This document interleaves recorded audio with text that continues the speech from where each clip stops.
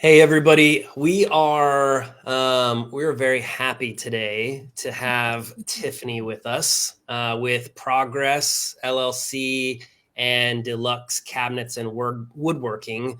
I had this whole thing kind of planned out that I was going to say about everything she does, but I realized at some point that it was probably better coming out of her mouth. So, real quickly before we get into the meat of this, I'd really like you to just kind of share a little bit about what you do and kind of where you're uniquely qualified to do the work that you do. Sure. So first of all, thank you for having me. Always love to see you, Isaac. I'm Tiffany from Progress and owner of also Deluxe Cabinets and Woodworking. We're a veteran-owned and women's-owned business.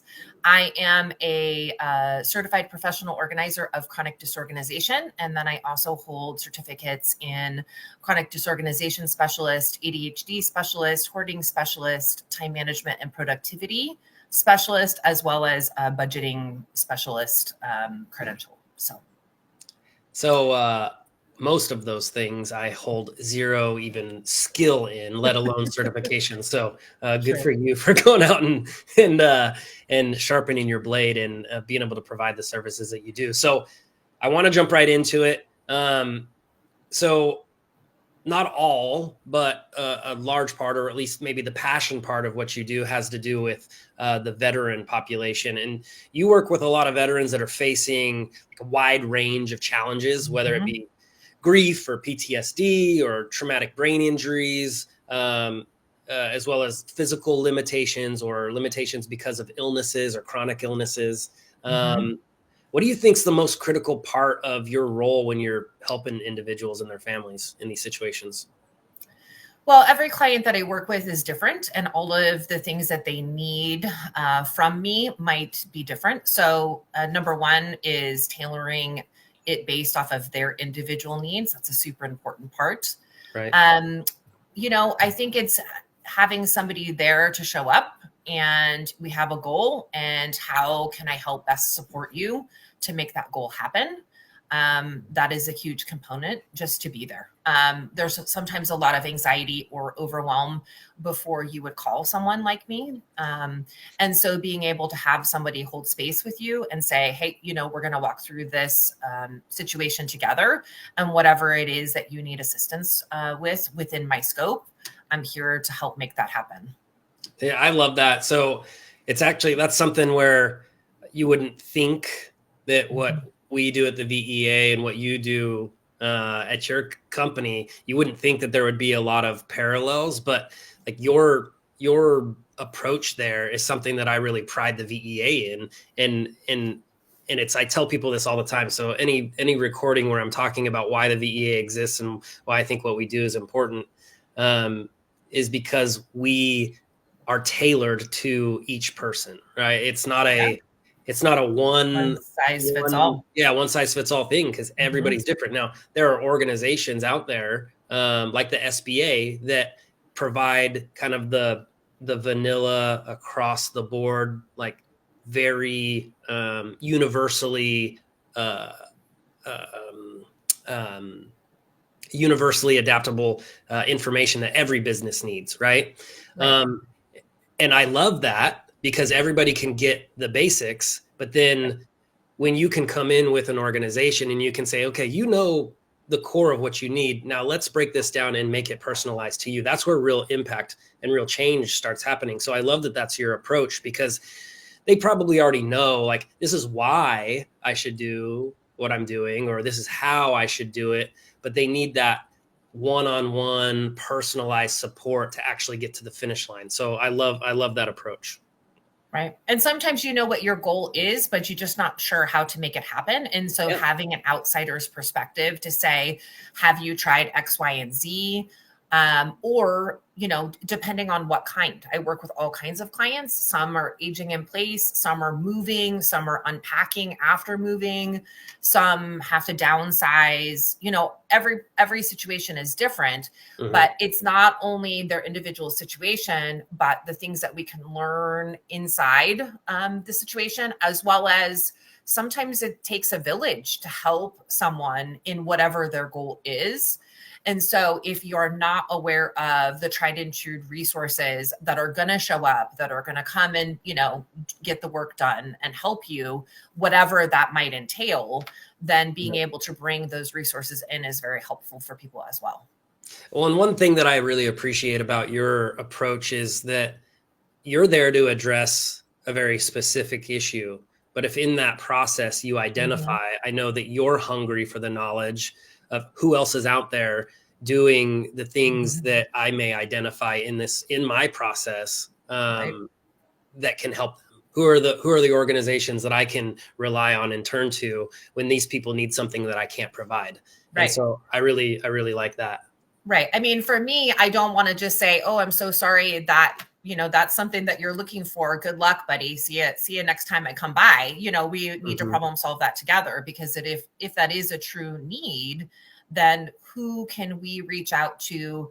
Maybe they don't provide that, but maybe they know someone that does, because we are very much about solving problems. And how do we go about solving this problem for you? Well, and I think I assume you would agree that the situation that they find themselves in, or that you're helping them get out of, it's not one specific thing that led them there. It's an amalgamation of lots of different things, Right. Whether it's, the loss of a job, or the loss of a loved one, or whatever it is, or an addiction issue, things like that. So being able to identify those problems and have those resources on tap, it's like I think you said earlier, it takes a village. Yeah. And when you're inside someone's home, there is an intimate sort of relationship that you build and rapport. And sometimes they would talk to you about things that you would be surprised that somebody would discuss. And Right. so, some things are 100% outside of my scope. And so then we're having a discussion of, do you need resources of whatever kind, so that you can address this with someone that has that particular skill set, to help you with that. And we have a community here for it. So let's link you to that, whatever that might be. Yeah. Yeah.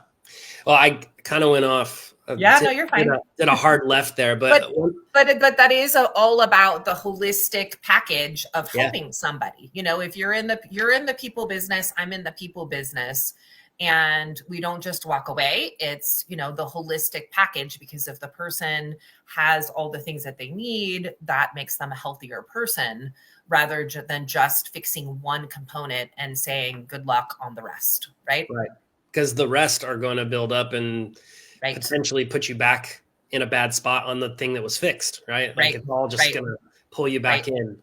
Right. Or you may have momentum from that one thing with me, and now you're ready to tackle 2 or 3 other things that you have been delaying, now that you know that there's some resources available for it. Right. Right. Well, one element that I didn't mention, was, so it's more, what you do is more than just, somebody's got a messy house, or they've got too much stuff, right?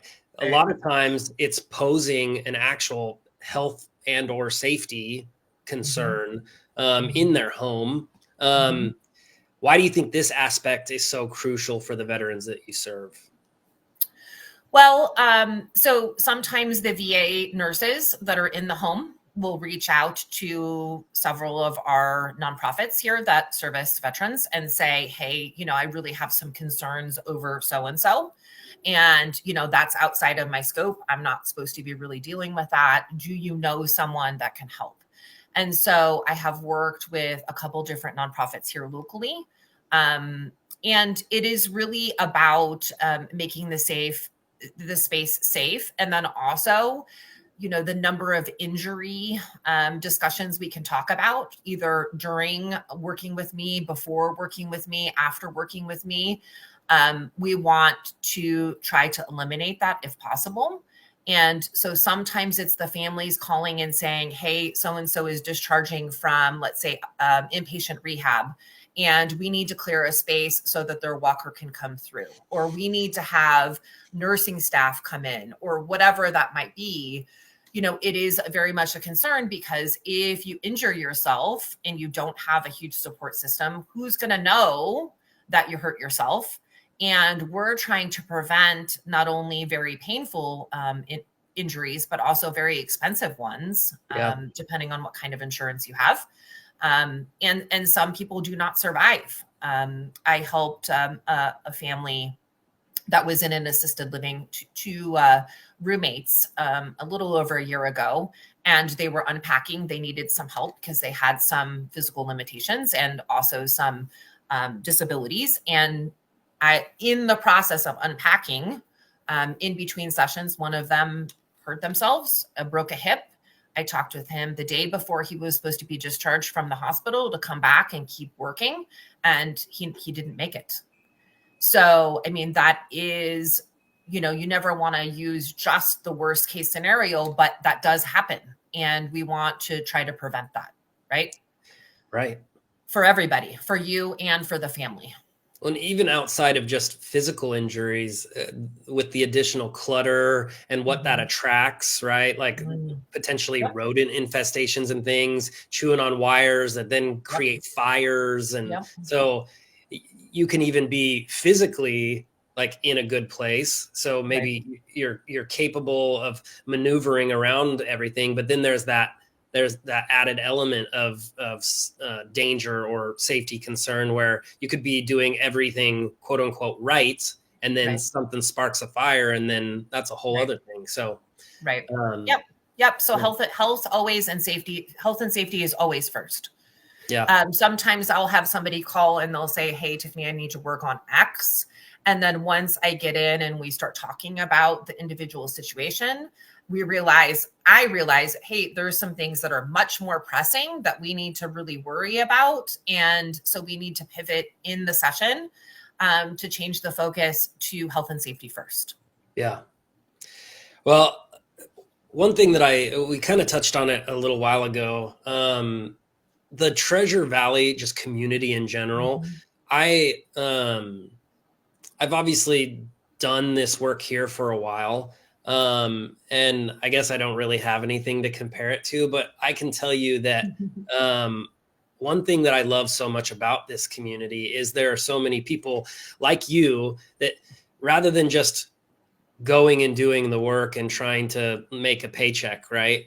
You're trying to find additional ways that you can use your skill set to help people. And I think that is something that repeats again and again in the Treasure Valley community here, where there are so many great people. If you know the right places to look and the right people to talk to, there are so many people like you that are looking beyond like what can I get, and turning it into more of a situation where how can I turn it, what I do and what I get, into a way to serve the community around me, whether it be veterans or not. So, Right.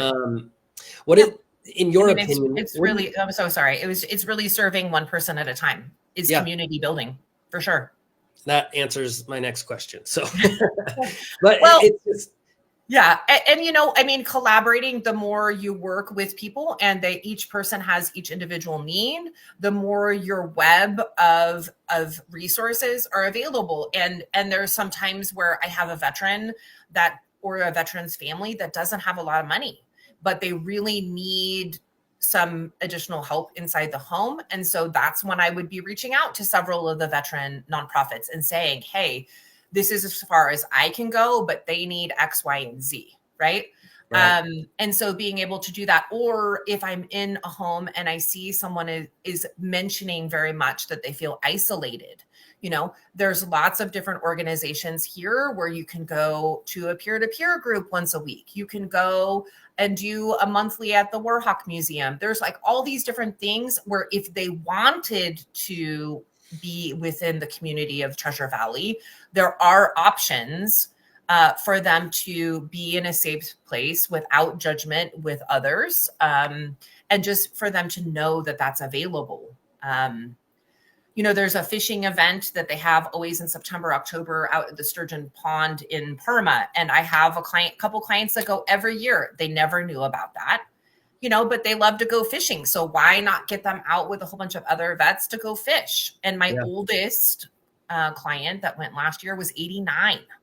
And, the picture that they sent was like this. I mean, it was like this, the highlight of his month, to go out and do Right. something like that. I So the love fact that we have these kinds of things available in the Treasure Valley, and if they don't know about it, let's get them that information so that they can be part of the community, because the community is here to support them. I love it. Well, obviously, this is all easier, I guess, when people are willing. But one of the big challenges most of us face, most veterans face, and probably just most people, but maybe just an ego thing creates it a little bit worse in veterans, is being able to ask for help. So, you like a lot of these people, they may be struggling with poverty, loneliness, fear of judgment. Mhm. What do you think are some ways that the community could help kind of reduce some of these barriers for the people that may not be willing to reach out for help, or maybe afraid to reach out? And that's the $1 million question. I don't see personally as much that there is difficulty reaching out. I mean, I was thinking earlier today, I think 2 weeks ago, I worked 5 days that week with veterans. So, I mean, there is a community here that is willing to say, hey, I need some help.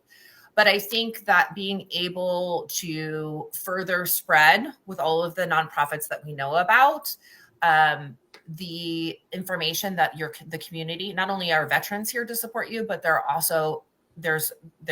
a community here that's to support you, in whatever way that looks like. How can we help you? How can we support you?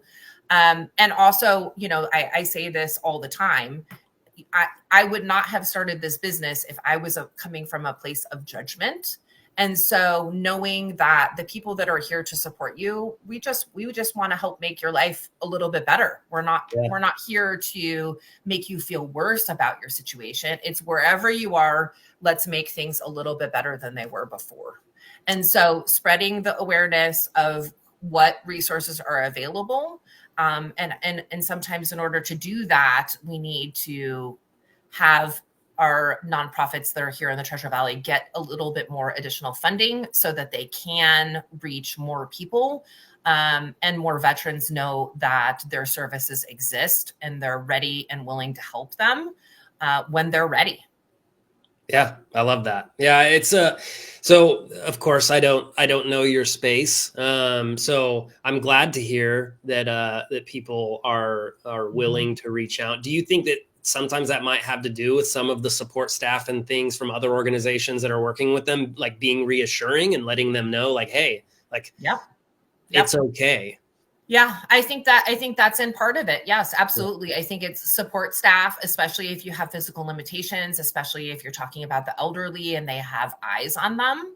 Mhm. I would it They definitely, whether or not they want to take the support, that's a different story.